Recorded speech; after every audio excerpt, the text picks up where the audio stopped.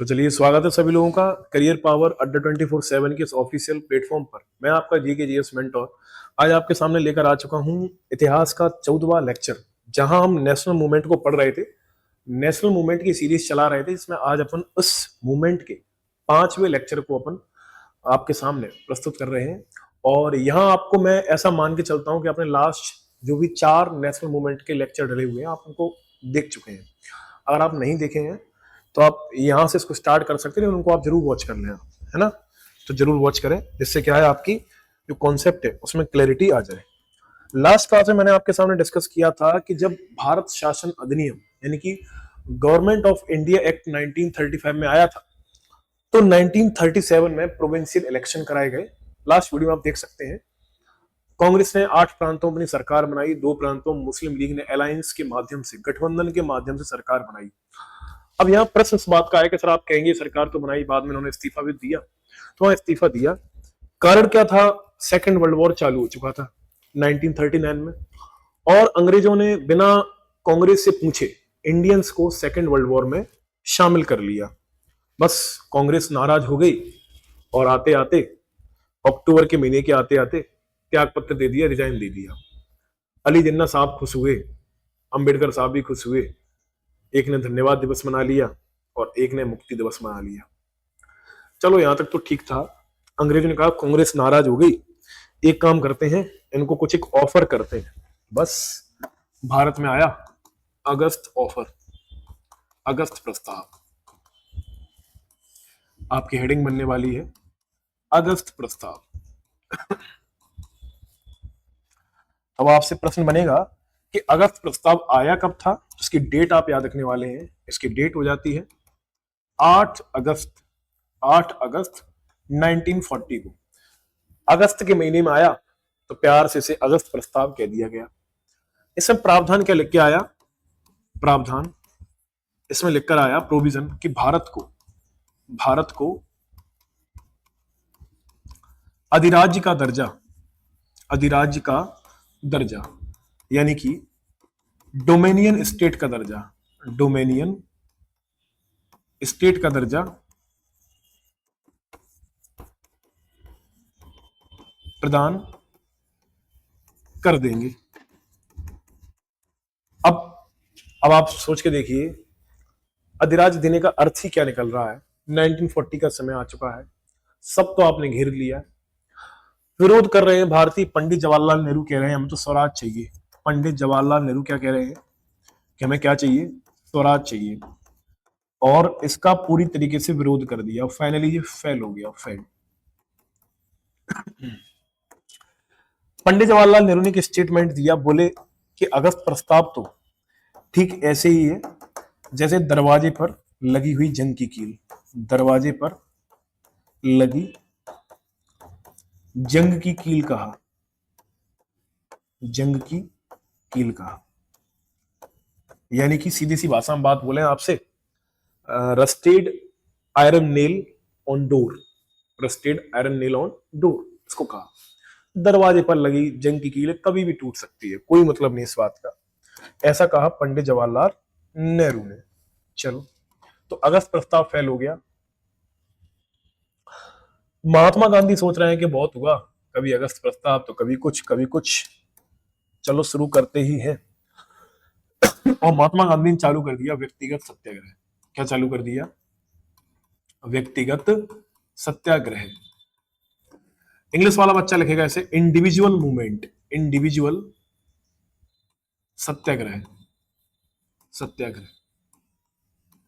1940 में चालू हुआ है व्यक्तिगत सत्याग्रह। महात्मा गांधी के द्वारा चालू होता है। एक जगह है ग्वालियर टैंक नाम की, और दरअसल में ग्वालियर टैंक कहां पे है? मुंबई में है। तो इसका अगर आप इसका ईयर याद रखें तो ईयर इसका कौन सा है? 1940। इसका अगर आपसे प्लेस पूछा जाए तो प्लेस कहां पे है, कहां से स्टार्ट किया गया इंडिविजुअल सत्याग्रह, तो आप बड़े आसान शब्दों से कह सकते हैं कि सर ये तो ग्वालियर टैंक से चालू किया गया है। Gwalior tank that is located in Bombay या मुंबई। चलिए, कोई दिक्कत नहीं है। अच्छा, स्टार्टेड बाय, किसने इसको चालू किया? स्टार्टेड बाय, तो बड़ी सिंपल सी बात है, मोहनदास करमचंद गांधी, मोहनदास गांधी के द्वारा इसको चालू किया गया। अब आपसे एग्जाम में ऐसे ऐसे प्रश्न बनते हैं कि सर जब व्यक्तिगत सत्याग्रह चालू हुआ तो इसके पहले सत्याग्रही कौन बने, कौन इसके सत्याग्रही बने। अच्छा, मैंने इसको ग्वालियर टैंक लिख दिया बाई डिफॉल्ट, इसको थोड़ा ठीक कर लें। ये पवनार आश्रम से चालू हुआ है। कहां से हुआ है? पवनार आश्रम से। पवनार आश्रम, महाराष्ट्र।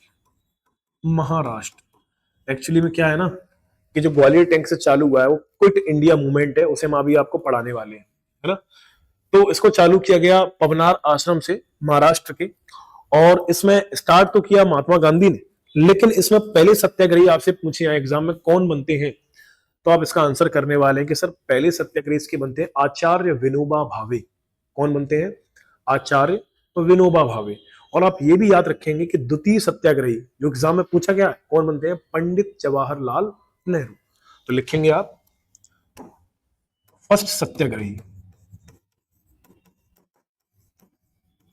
इसके बनते हैं आचार्य विनोबा भावे। आचार्य विनोबा भावे।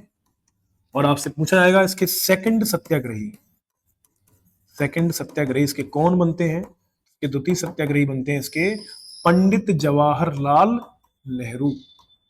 जवाहरलाल नेहरू।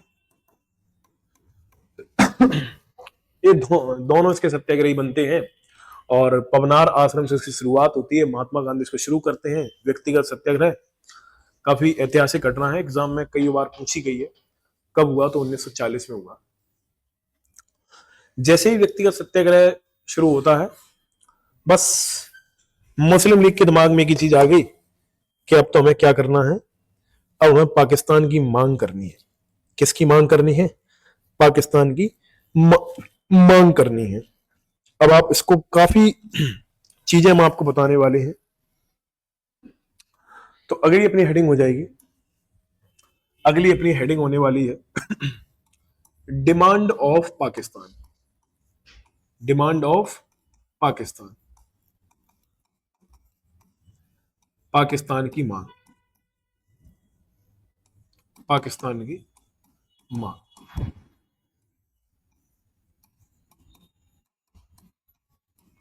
1940 में की गई। कब की गई? 1940।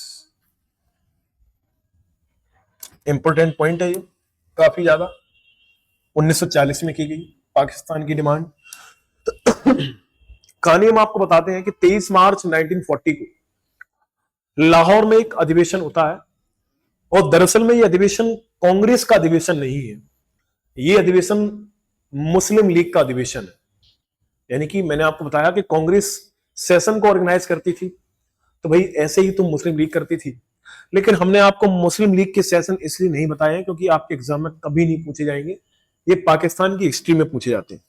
क्योंकि मुस्लिम लीग वही पार्टी है जो पाकिस्तान की डिमांड करेगी, इस वजह से पाकिस्तान के इतिहास में इसको पूछा जाता है। अब यहां सबसे महत्वपूर्ण बात यह है कि जब 1940 में पहली बार पाकिस्तान की डिमांड की गई, तो पाकिस्तान की जो डिमांड है वो मुस्लिम लीग का एक सेशन होता है। कहां की जाती है? मुस्लिम लीग का एक सेशन होगा, मुस्लिम लीग सेशन। और सेशन कहां पे होता है? तो भली भांति आप इसको याद रखने वाले हैं, 23 मार्च 1940 को। प्लेस आपसे पूछाएगा कहां हुआ, तो प्लेस हुआ लाहौर में। और इसका चेयरमैन कौन बनता है? तो एक ही नालायक व्यक्ति है, नालायक नहीं है, अत्यधिक नालायक व्यक्ति है, और इसका नाम है मोहम्मद अली जिन्ना। कौन बनता है? मोहम्मद अली जिन्ना इसका चेयरमैन बनता है। और डिमांड उठती है पाकिस्तान की, डिमांड उठती है पाकिस्तान की। पाकिस्तान की डिमांड जब उठी तो पाकिस्तान की डिमांड के लिए एक प्रारूप तैयार किया गया। क्या तैयार किया गया? प्रारूप। और प्रारूप तैयार किया गया तो आपसे पूछते हैं कि प्रारूप को पाकिस्तान का जो प्रारूप था इसको तैयार किसने किया? यानी कि पाकिस्तान की मांग का प्रारूप, draft of demand of Pakistan. तो उसका ड्राफ्ट कह लें या आउटलेट कह लें, जिसने बनाया है पाकिस्तान की मांग का प्रारूप कि उसको हम पेश कैसे करेंगे, मांग का प्रारूप। तो आपसे पूछा जाएगा किसने बनाया है? सिकंदर हयात ने। किसने बनाया है? सिकंदर हयात ने। ये पाकिस्तान की मांग का इसने प्रारूप बनाया है। और तो और सबसे इंटरेस्टिंग बात, बनाया तो इसने था प्रारूप, लेकिन इसको पेश नहीं किया था इसने। तो पूछा जाए आपसे इसको पेश किसने किया था, तो इसको पेश करने वाला व्यक्ति जो है वो अलग है और इसको बनाने वाला व्यक्ति अलग है। अब आप सबसे इंटरेस्टिंग बात यह है कि जब सिकंदर हयात ने इसको बनाया था तो इन्हीं के साथ एक व्यक्ति और हुआ करते थे, इनका नाम था फजुल हक। क्या नाम था? फजुल हक। और फजुल हक ने इस डिमांड का जो आउटलेट है उसको इस लाहौर में मुस्लिम लीग के सेशन के सामने रख दिया।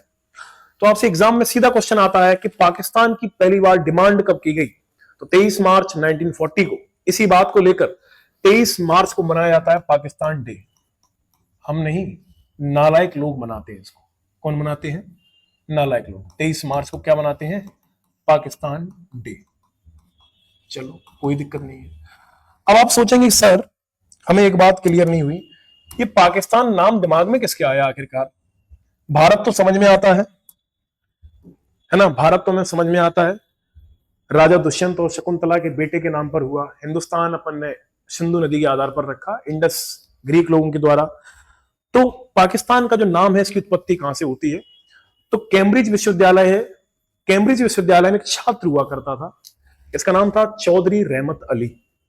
जब चौधरी रहमत अली भारत का नक्शा देखता है, अखंड भारत का, भारत के उत्तर पश्चिमी क्षेत्र को, मैंने क्या कहा? भारत के उत्तर पश्चिमी क्षेत्र को यानी कि नॉर्थ वेस्ट रीजन को पाकिस्तान शब्द देकर पुकारता है। तो अब याद रखेंगे कि पाकिस्तान जो शब्द की उत्पत्ति है, शब्द की उत्पत्ति पाकिस्तान, ये किसके द्वारा दी गई है? तो आप इसको आसान शब्दों में याद रखने वाले हैं।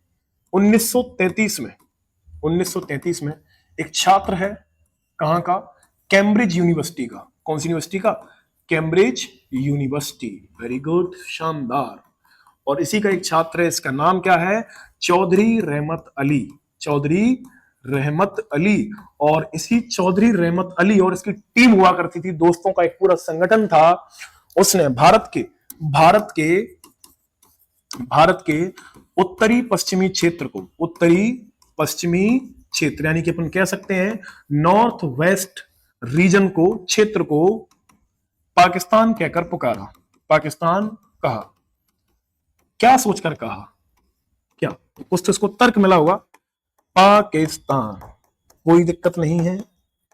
पी का मतलब है पंजाब। क्या मतलब है? पंजाब। और आपको पता है आपके यहाँ जो पंजाब है वो तो बस 20% है, 80% पंजाब तो पाकिस्तान में ही है। जैसे बंगाल, बांग्लादेश क्या है? पहले पाकिस्तानी हुआ करता था, पूर्वी पाकिस्तान। अफगानिस्तान, चलिए कोई दिक्कत नहीं। KI का मतलब कश्मीर, और S फॉर सिंध, और तान for one and only Balochistan. कोई दिक्कत नहीं। इस तरीके से चौधरी रहमत अली के द्वारा पहली बार पाकिस्तान शब्द दिया गया। तो आपको उम्मीद करता हूं क्लियर हुआ होगा कि पाकिस्तान शब्द की उत्पत्ति कैसे हुई। पाकिस्तान की मांग तो हो रही है 23 मार्च 1940 को, लेकिन पाकिस्तान शब्द जो है वो 1933 में ही आ चुका है। अच्छा, एग्जाम में ऐसे क्वेश्चन ही बनते हैं कि पाकिस्तान जो मतलब पहली बार किसके दिमाग में आया था कि मुसलमानों का एक सेपरेट देश होना चाहिए। अब इसको मांग कर रहे हैं 1940 में, लेकिन इससे पहले भी किसी ने सोचा है ना कि एक मुस्लिम बाहुल्य राष्ट्र होना चाहिए, एक ऐसा नेशन होना चाहिए जहां मुस्लिम मेजोरिटी रहती हो या रहे। तो पता है आपको याद रखना है 1930 में मोहम्मद इकबाल के द्वारा, किसके द्वारा? मोहम्मद इकबाल के द्वारा। अच्छा, मैं बार बार मोहम्मद शब्द ऐसे लिख रहा हूं, आप लोग ऐसे लिखते होंगे जो पूरी तरीके से हिंदी के हिसाब से गलत होता है। एग्जैक्टली इसको ऐसे ही लिखा जाता है। मोहम्मद इकबाल के द्वारा 1930 में एक स्वतंत्र मुस्लिम राष्ट्र की मांग, एक स्वतंत्र मुस्लिम राष्ट्र का आइडिया आया। मुस्लिम मांग नहीं की गई, बस बंदे ने सोचा। अब ये किसी की सोच कैसे पढ़ लेते हैं, ये तो पाकिस्तान के ही जाने, है ना। कहते हैं ना कि जितना पाकिस्तान वालों में खून है ना, उतना तो इंडिया के मच्छर उस खून को चूस लेते हैं हम लोगों से। तो आप अंदाजा लगा सकते हैं एक स्वतंत्र मुस्लिम राष्ट्र की का विचार आया, का विचार आया। ऐसे ऐसे प्रश्न आपके एग्जाम में देखे गए। ठीक, कोई दिक्कत नहीं है, यहां तक आप इसको बढ़िया से स्क्रीनशॉट ले लें, शानदार तरीके से, जाबाज तरीके से। फिर अपन बिना किसी देरी के आगे बढ़ते हैं, आगे बढ़ते हैं। और जैसे ही आगे बढ़ेंगे और हम आपको अब पढ़ाने जाएंगे, पता क्या, क्रिप्स प्रपोजल। क्या पढ़ाएंगे? Cripps proposal. चलो, कोई दिक्कत नहीं है यहां पर किसी प्रकार की। ये सब नौटंकी चली रही थी, अंग्रेजों ने कहा एक फायदा और उठाते हैं, लगे हाथों, क्योंकि बहती गंगा में हाथ धोना तो कोई अंग्रेजों से सीखे। भारत में एक नया प्रपोजल आ गया, क्रिप्स प्रपोजल। बार बार प्रपोज कर रहे हैं इंडियंस को, और इंडियंस कह रहे हैं कि हम आपके इस प्रपोजल को रिजेक्ट कर देंगे। चलिए, कोई दिक्कत नहीं, तो हेडिंग अपनी बन जाएगी क्रिप्स प्रस्ताव। कौन सा प्रस्ताव? क्रिप्स प्रस्ताव। क्रिप्स प्रस्ताव क्या है? तो बड़े आसान शब्दों में लिखते ही आपको समझ में आ जाएगा। आपसे डेट पूछा जाए ये कब आया, तो याद रखेंगे, हमारी टेक्निकल टीम को भी पता है ये तारीख। जैसे ही मैंने बोर्ड पर लिखा उससे पहले उन्होंने मुझे इसका आंसर कर दिया। 23 मार्च 1942 को क्रिप्स प्रपोजल भारत आया। और आपको पता है, आपको पता है कि जो क्रिप्स प्रपोजल है इसको लेकर कौन आया था, तो इसका अध्यक्ष कौन था? और आपको पता है हमारी टेक्निकल टीम पंकज के द्वारा इसका आंसर फिर से दे दिया गया। इसका अध्यक्ष कौन था? तो इसका अध्यक्ष था स्टेफोर्ड क्रिप्स। कौन था? Stafford Cripps. Very good Pankaj, Stafford Cripps, ये इसका अध्यक्ष था। और आपको एक और बात बताएं, आखिरकार क्रिप्स प्रपोजल में ऐसा क्या लिखकर आया था कि इंडियंस इसको ठुकरा दिया? सुनना, ये क्या कह रहे हैं, ये बोल रहे हैं कि वर्ल्ड वॉर सेकंड खत्म होगा। अभी पता नहीं किसी को 1942 में कि वर्ल्ड वॉर सेकंड कब खत्म होगा भैया, क्योंकि चालू तो 1939 में हो गया। अब वो तो हमें बताया कि आज 2025 आगे कि भैया 1945 में खत्म हो गया। उस समय आइडिया थोड़ी था। कह रहे हैं जैसे ही वर्ल्ड वॉर खत्म होगा हम इंडिया को कॉमनवेल्थ कंट्री से अलग कर देंगे। अब आप कहेंगे सर ये तो कुछ बुरी बात लग रही है, अलग कर देंगे, ये अच्छी बात है। लेकिन दिक्कत इस बात की थी कि हमें पता तो चले वर्ल्ड वॉर सेकंड कब खत्म होगा, तब ये हमें कॉमनवेल्थ कंट्री से अलग करेंगे। अब आप सोच रहे होंगे सर हम तो कॉमनवेल्थ कंट्री भी नहीं जानते। तो तुम नालायक हो, तुम नहीं जानते। तो अब जान लो, अंग्रेजों ने भारत सहित 56 देशों पर राज किया। कितने देशों पर? 56 देशों पर। ऐसे देश जो कभी ना कभी ब्रिटिश हुकूमत के गुलाम रहे हैं, या ब्रिटिश उपनिवेश रहे हैं, या ब्रिटिश कॉलोनी का हिस्सा रहे हैं, ऐसे देशों को राष्ट्रमंडल देश या कॉमनवेल्थ कंट्री कहते हैं। गेम्स भी तो खेले जाते हैं, कॉमनवेल्थ गेम्स, यही 56 देश तो इसको खेलते हैं। अब अंग्रेज कह रहे हैं कि हम भारत को अलग कर देंगे, यानी कि कहीं ना कहीं जो हुकूमत चल रही थी वहां से अलग कर देंगे, यानी कि इंडिया आजाद होने जा रहा है। इनडायरेक्टली इसका मतलब अपन ये समझ सकते हैं। लेकिन इसमें ट्विस्ट इस बात का है कि हमें यही तो नहीं पता कि वर्ल्ड वॉर सेकंड खत्म कब होगा। तो इसमें प्रस्ताव क्या लिखकर आया कि पहला तो प्रस्ताव यह था कि भारत को ऑल इंडिया यूनियन बना देंगे। ऑल इंडिया यूनियन, क्योंकि अभी इंडिया टुकड़ों टुकड़ों में बिखर रहा है, यूनियन बना देंगे। दूसरी बात क्या बोले कि हम भारत को वर्ल्ड वॉर सेकंड के बाद, WW मतलब वर्ल्ड वॉर सेकंड के बाद राष्ट्रमंडल देश से हटा देंगे। राष्ट्रमंडल यानी कि इंग्लिश वाला बच्चा इसके याद रखेगा, कॉमनवेल्थ कंट्री से हटा देंगे। चलो कोई दिक्कत नहीं। तीसरी बात और ये कह रहे हैं कि वर्ल्ड वॉर सेकंड के बाद इंडियन अपना कॉन्स्टिट्यूशन बनाएंगे।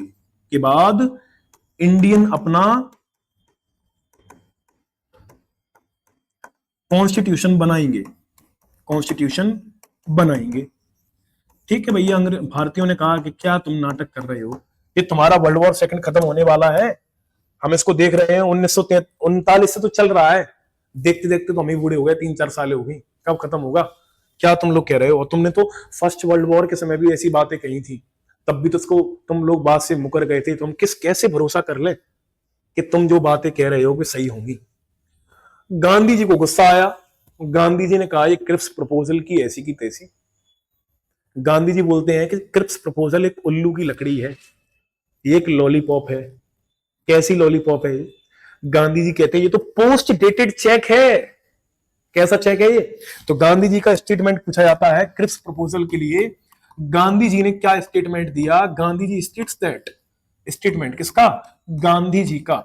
गांधी जी कहते हैं कि भैया ये तो पोस्ट डेटेड चेक है, पोस्ट डेटेड चेक बोला है इसको। अब कुछ बच्चे इसका मतलब ही नहीं जानते होंगे, सर हम तो पोस्ट डेटेड चेक भी नहीं जानते। अरे गधों, पोस्ट डेटेड चेक क्या होता है? सुनो ध्यान से। एक चेक जो होता है उस पर जो तारीख डाली जाती है, और चेक पर जो तारीख डाली जाती है, जब आप चेक काटेंगे उसको डेट लिखनी पड़ती है। तो चेक जिस डेट को काटा जाता है अगले 90 डेज तक वैलिड रहता है, अगले 3 महीने तक। तो जैसे मान लिया आज मैं आपको पढ़ा रहा हूं 13 तारीख, और मैंने चेक आपके लिए काटा, मैंने 13 तारीख 10वां महीना 2025 डाल दिया। 13 तारीख से अगले 3 महीने तक आप कभी भी बैंक चले जाना, चेक क्लियर हो जाएगा। अगले 3 महीने तक, 3 महीने के बाद नहीं होगा, है ना? 3 महीने में जाना होगा आपको, क्योंकि मैंने तारीख 13 डाली, यानी कि चेक आज से वैलिड हो गया। और मैं आपके साथ एक बदमाशी कर दूं, उस चेक में 13 तारीख ना लिखने की जगह मैं उसमें 23 तारीख 10वां महीना 2025 लिख दूं, और आप मुंह उठा के कल बैंक चले जाओ, भगा देगा बैंक वाला। बोलेगा भैया ये चेक तो अभी क्लियर होगा ही नहीं, क्योंकि ये 23 तारीख से वैलिड होगा, ये पोस्ट डेटेड चेक हो गया। कौन सा चेक हो गया? Post dated. तो बस गांधी जी कह रहे हैं कि भैया तुम्हारा वर्ल्ड वॉर कब खत्म होगा हमें नहीं पता, दैट्स वाई इसको क्या बोला इन्होंने? पोस्ट डेटेड चेक बोला। और पंडित जवाहरलाल नेहरू तो और एडवांस हैं, वो कह रहे हैं कि Gandhi ji post dated check है, अच्छी बात है, कभी तो क्लियर हो ही जाएगा। मुझे तो लग रहा है कि इनकी बैंक जो है चेक काटने वाली कहीं डूब ना जाए। तो पता पंडित जवाहरलाल नेहरू क्या कहते हैं? उनका क्या स्टेटमेंट है? वो कहते हैं post dated cheque of sinking bank, sinking बोले तो डूबती बैंक का, post dated cheque, post dated cheque of sinking bank, sinking bank ऐसा कहते हैं कौन? मैं नहीं, पंडित जवाहरलाल नेहरू। तो इतनी बात को आप बढ़िया तरीके से सजा के लिख लेंगे, क्योंकि दिवाली का माहौल चल रहा है, सजावट तो हर जगह है, तो आपकी कॉपी में भी सजावट हो जाए तो उसका आनंद ही अलग है। बस जैसे ही क्रिप्स प्रपोजल आया, कांग्रेस वालों को गुस्सा आया, उन्होंने कहा बहुत नाटक हो चुका है, इसका आप स्क्रीनशॉट ले लें, फर्स्ट क्लास, कोई दिक्कत नहीं है। जैसे ही कांग्रेस वालों को लगा कि इनकी अच्छी नाटक नौटंकी चलती है, गांधी जी ने कहा हम भी तुम्हारे साथ खड़े हैं, चालू कर दो quit India movement, quit India movement और गांधी जी ने नारा लगा दिया, किसका? इसी दौरान। तो पहले आप याद रखेंगे डेट कब है, तो 8 अगस्त 1942 को चालू हुआ क्विट इंडिया मूवमेंट, या QIM। इंग्लिश वाला बच्चा याद रखेगा QIM, और हिंदी वाला याद रखेगा भारत छोड़ो आंदोलन, भारत छोड़ो आंदोलन। भर भर के क्वेश्चन पूछा जाता है कब चालू हुआ।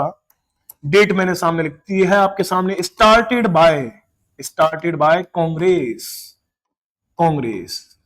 प्लेस आपसे पूछें तो मैंने थोड़ी देर पहले आपको बताया था, तो ग्वालियर टैंक, मुंबई, मुंबई। चलो कोई दिक्कत नहीं, उसी दौरान नारा लगा दिया गया डू और डाई, खेल खत्म, डू और डाई, इसको बोलते हैं क्विट इंडिया मूवमेंट। अब एक पैरेलल इसी के साथ साथ एक घटना और घट रही है, सुभाष चंद्र बोस भी एक्टिव हो चुके हैं। सुभाष चंद्र बोस का आपको मैं सोच रहा हूं कल की वीडियो में पढ़ाऊं, लेकिन थोड़ा सा आप समझे। जैसे ही कांग्रेस से अलग होते हैं त्रिपुरी सेशन में, अंग्रेजों के ऊपर कुछ चार्जेस लगा के गिरफ्तार कर लेते हैं और नजरबंद करके घर में रख देते हैं। भाई साहब